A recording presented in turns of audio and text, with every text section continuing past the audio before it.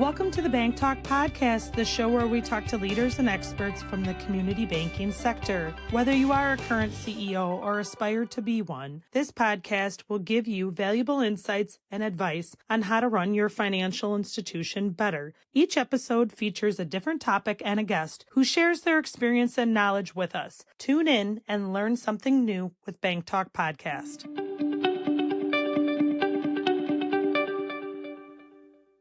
Hi, and welcome to BankTalk. I'm Charlie Kelly, your host and partner at Remedy Consulting. Today, I have with me Renee Perez. Renee is the National Director of Sales and Financial Crimes Consultant within the fraud and financial crimes area of Jack Henry. He's been on the podcast previously. I reached back out to him because I had a couple of questions. In the media recently, and even going back to as AI is becoming more popular, there seems to be a conversation in the media around how AI might be used by the fraudsters to, bilk grandma out of her money, or, other ways that they're kind of creative ways they're using to try to, convince you that you're talking to somebody else and thereby turning dollars over to them. So I thought it might be interesting to both talk through that piece of it with Renee, as well as have a conversation around whether or not the good guys are using AI to prevent fraud.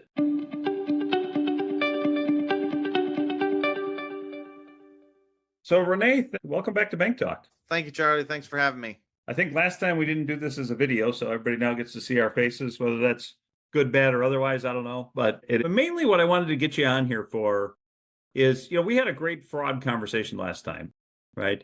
One of the things that came up in there, I think we just briefly touched on how the fraudsters are using AI specifically to defraud folks. The one that you see on the media, I think, is typically grandma. Maybe the kid goes down to Mexico for spring break. 10 minutes later, grandma's getting an urgent phone call from somebody who sounds and looks, maybe not even looks, but let's just say sounds in the early days like the grandchild. And they're saying, I'm in jail and I need, $10,000 sent immediately in cash. I'm sure they're more sophisticated than that these days, but I thought what we could do is maybe talk through sort of other things the fraudsters might be doing, and then let's touch on the things that the banks and the fintechs are doing to try to stifle some of that. Let's look at the bad guys first. We'll look at the good guys, and then we kind of go from there and see where this thing takes us. Yeah, what are they trying to do to take money that doesn't belong to them? Yeah, so the grandma story, spot on. It's interesting. They're starting to get better results with AI in voice and facial recognition. We've started seeing now that same instance of grandma become a FaceTime message. So now they see their grandson is sitting there having a conversation with them, and they need the money, and they steer them to the closest Western Union or MoneyGram or any which way, now Zelle, to get money out as part of it. So we do see that. So we were starting to see a change in becoming more visual in their attacks, because again, I hear a voice and the question is, prove it. So we're seeing a lot of that happening. We've been seeing fake IDs, for instance, and they've been more digital images, right? So that I can go open an account at an institution digitally, so because I don't have to have that physical driver's license. We've seen some newer technology, 3D printers that can print to the exact specification with all the security features, holograms, everything that's on driver's license. Really? Wow. So we've taken a driver's license that was fake. We've taken a driver's license that was real. We've handed that driver's license to different officers of that state, and they couldn't tell the difference between the fake one and the real one. So we're starting to see that. There's a lot of new 3D printing that's being sold on the dark web as part of that. You're starting to see more and more money being spent by the fraudsters in developing new tools, especially with AI. So I'll throw something else from an AI perspective.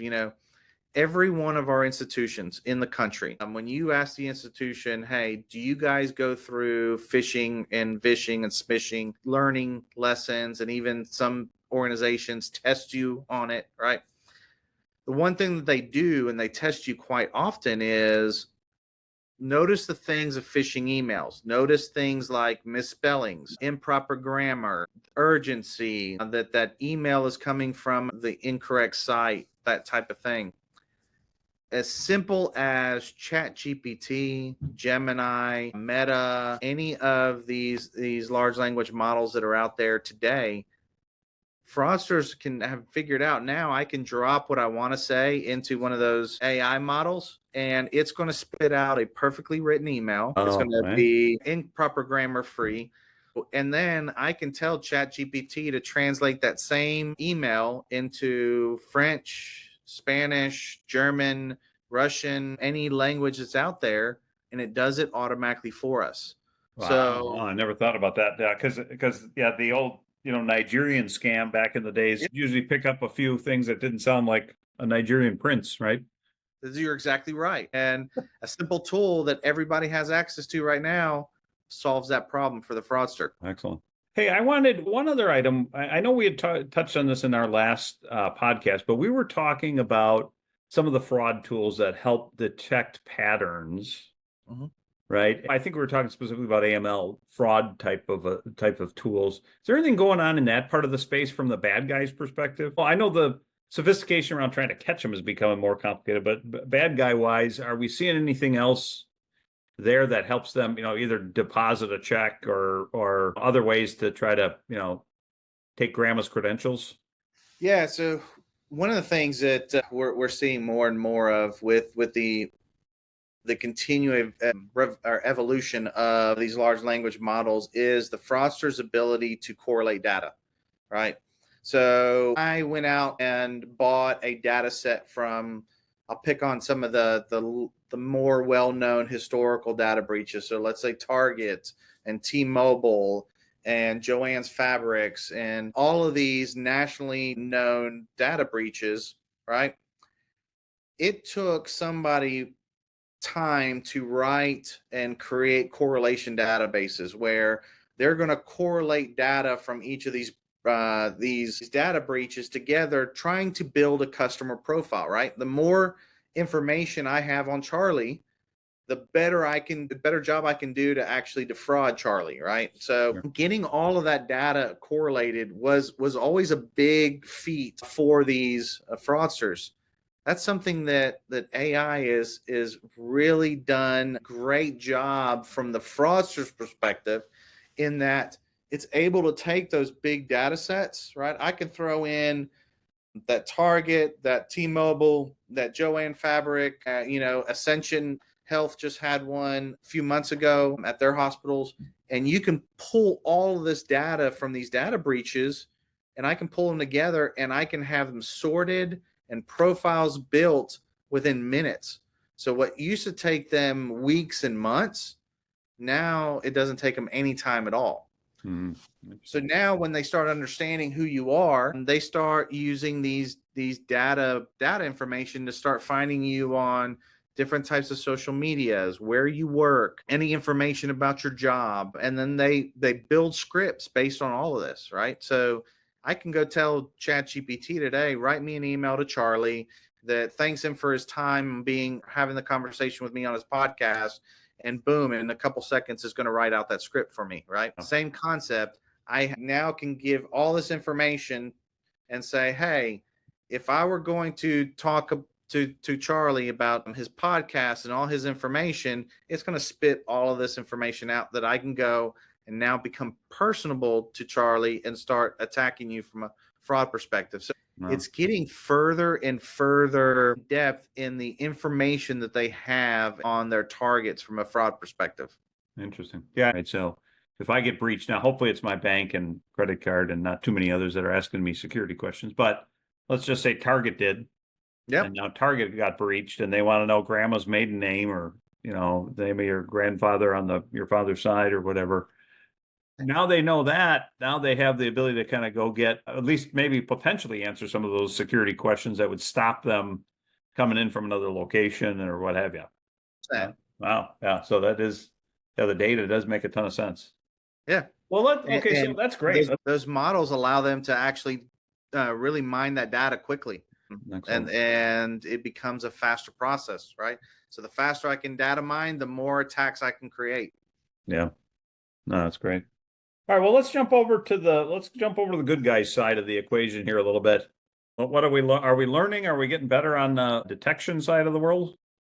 We're getting better. We're not anywhere where we need to be. And the detection really needs to happen in multi levels. And that's probably the hardest thing to wrap your head around. Is this is not something our institutions can handle on themselves. We cannot just beat this and get an upper hand on these fraudsters just from the bank or credit union space. We can't do it just from a telecom perspective, right?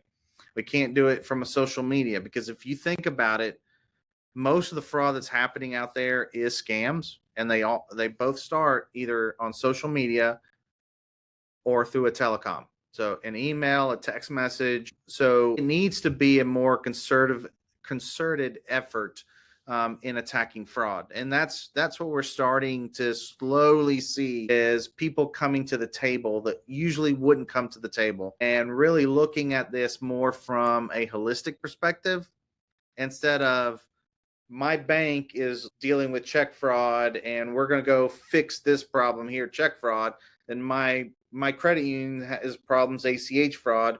We're going to work here and fix ACH fraud. But actually now working together and looking at patterns holistically. And that's one of the biggest things. Like I mentioned, fraudsters are doing this with AI. This is what we're starting to see the good guys do with AI too, right? So when I have this conversation with our C-level of our customers, they say, hey, where do we start with fraud? I said, okay, most institutions have a card fraud team, a deposit operations fraud team, a digital channel fraud team, a physical security fraud team. Your first step is, let's have these 4 people talk to each other, right? And then let's start sharing that data between them. What can we do to correlate that data that all 4 of those groups or more at some institutions are working towards? And how do we share data from that perspective?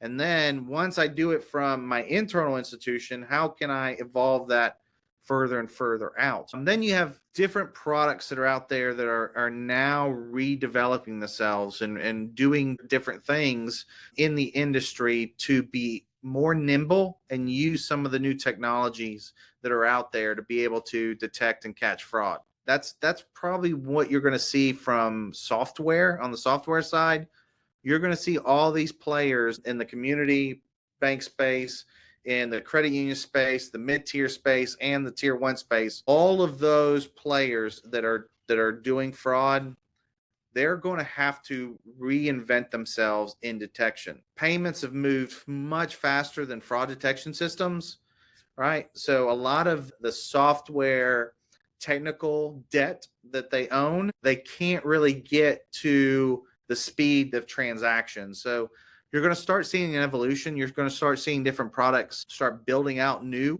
modules. They'll be building out brand new platforms and solutions. That's one of the things that we're doing at Jack Henry. We've built out a brand new fraud money laundering platform that allows different things to plug into it. Because again, what we want to do is we want to get as much of that data together to be able to tell that particular information. So kind of give you a use case, if you don't mind. Yeah, please. In today's world, let's use grandma, since we brought grandma up. If grandma gets her purse stolen, right? So if they take the check part of it and they start using checks and writing fraudulent checks, your deposit operations team is looking at that and, hey, we possibly have fraud. At the same time, your debit card and credit card is being used at your institution, and your debit and credit card team is out there thinking, hey, this might be fraud.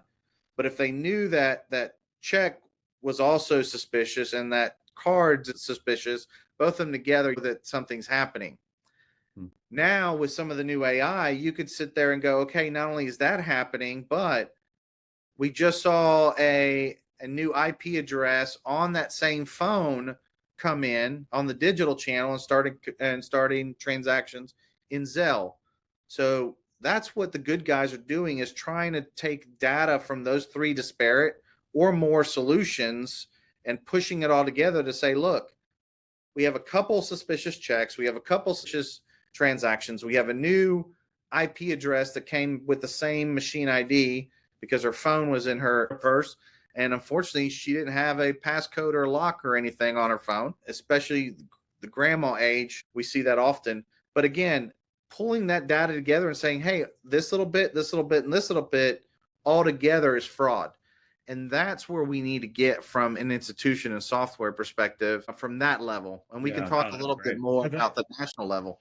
Because I would imagine that just like banks and credit unions have been built on deposit operations, cards, etc. I would imagine a lot of the software platforms and the core data, like to some degree, you always hear about siloed core data. Well, these two you'd have to be able to get to both data sets in order for you to even start this job, right? That we're talking about. And if it's a fintech trying to pull it off by customer, it's even harder, right? Like I've got to go, first of all, figure out what core they're on. Then I got to figure out if the core has a different platform than the cards platform.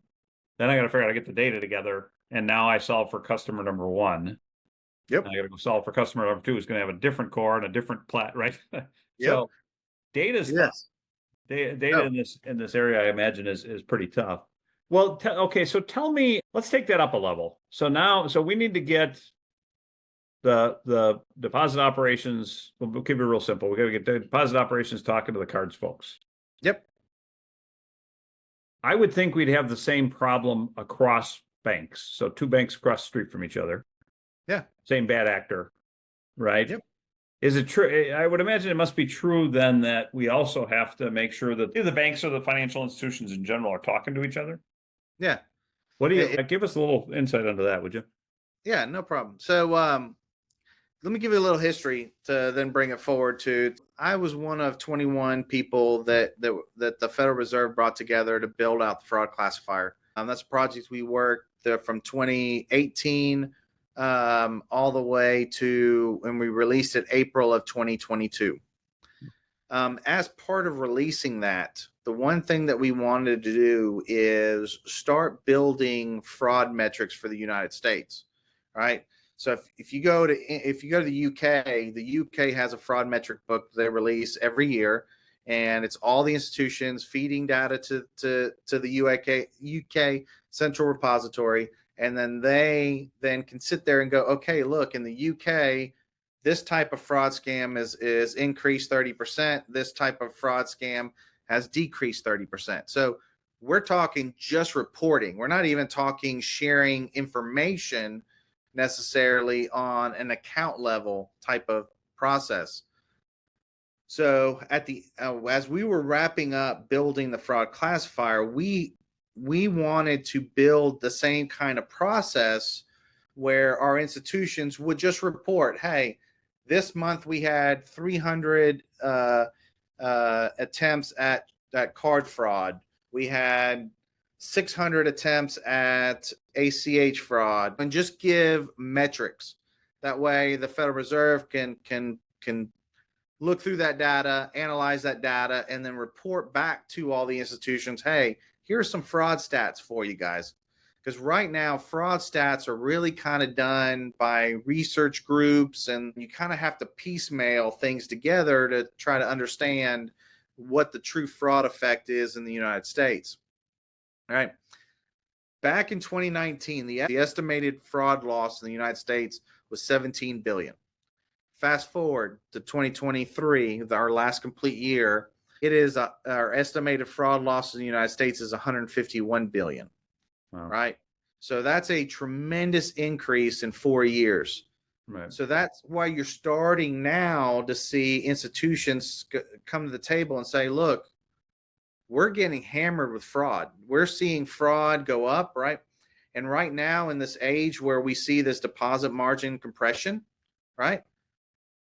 One of the things that you can go attack that is non-salaried people is your fraud losses, right? Because every institution, I ask this question everywhere I speak to institutions, how many saw fraud go up, stay the same, or go down? Out of 25 presentations so far in 2024, it's about 76 to 82% all saw fraud go up.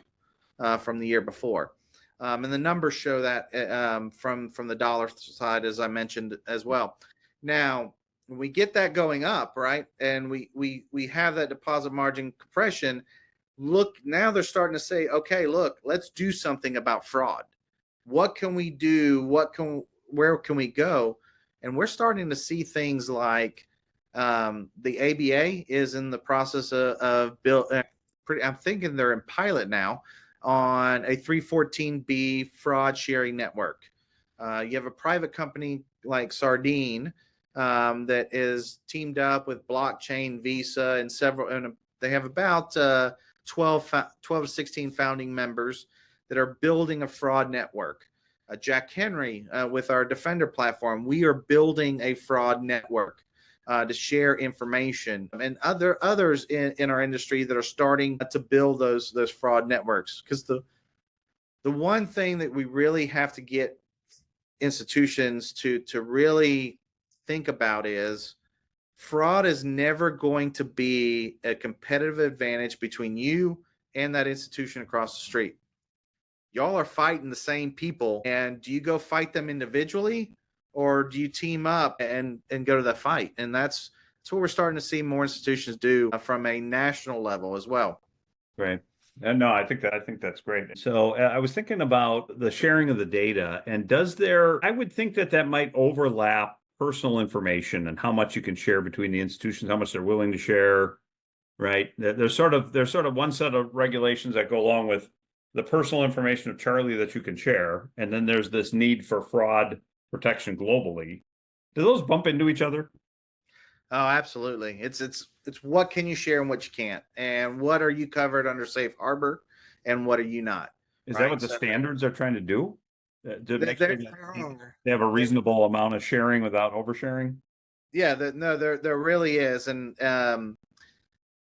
that is something that it's another group at the Federal Reserve that I'm sitting on right now that we have built a white paper, and we're going through final edits and stuff, and we should be releasing it soon on if you were going to build a fraud sharing network, these are the requirements and these are the things that you should be looking at, and these are the data points that you should be sharing. And there's that old age, and I've had this conversation with a lot of examiners and industry people. Is an account number by itself just the number PII, or is it PII if you include that number with Charlie or number with Renee, right? Yeah. So if from a fraud perspective, we really just need that account number or a token that tells us what account number. Unique identifier, you mean? Yeah. So we can sit there and go, okay, 15 people at this bank or credit union just sent out 100 payments to this same account number. Now, it might be your local power company. That makes sense, right? Right. But what happens if they're all sending it to Jane Doe? I mean, Jane Doe just happens to be in a different country. Gotcha. At that point in time, we could sit there and look at it and say, okay, we have all these people sending money to this account, this number, and 2 of them have now been marked as fraud. Now we can determine that the rest of them we need to stop because it's fraud. That's what we need from an information sharing. And that's where it gets really tricky on the PI, what's PI and what's not. Yeah, because even if you identify an account at one, that's Jane Doe number 1, right? And you find another Jane Doe because there's 10,000 of them in the system. Yep. Right. The account number, you certainly can, that would help you block the accounts, but may not be able to filter every dollar amount where Jane Doe hooks up with XYZ corporation in a third world country or whatever, for lack of a better term, right? However the money flows offshore. This has been good. Thank you, Renee. I appreciate you spending a little time with us, and it's been great to have you. Is there anything else that you think we can cover in a short amount of time? I think we got to the one that I was looking for, which is sort of that data sharing across the institutions. I thought that was pretty important. Yeah. I'll just add this. It's a bigger fight than people realize. It's more than just the financial institutions. It's the telecoms. It's the social media. It's the government.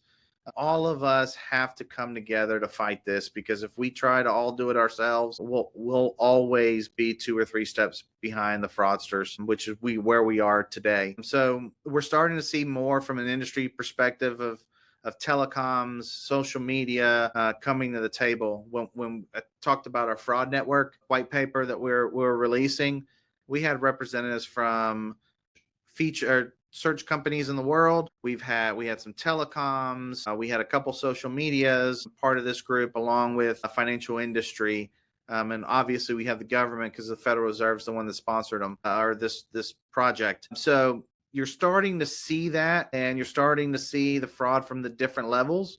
And we're starting to see how something upstream from a telecom, and how that will trickle down through multiple different areas before it gets to the financial institution where the fraud actually happens. So stay tuned. There's some really cool things that the industry is doing, and we will continue to do to fight this fraud.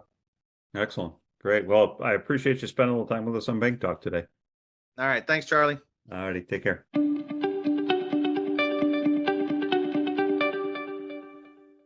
Thank you for listening to the Bank Talk podcast, brought to you by Remedy Consulting. To reach out to Renee, to learn more about Jack Henry or their fraud detection, please go to jackhenry.com. Once again, jackhenry.com. If you'd like to learn more about the white paper that was mentioned in this episode, go to the show notes for the white paper. Thanks again, and we'll see you in the next episode.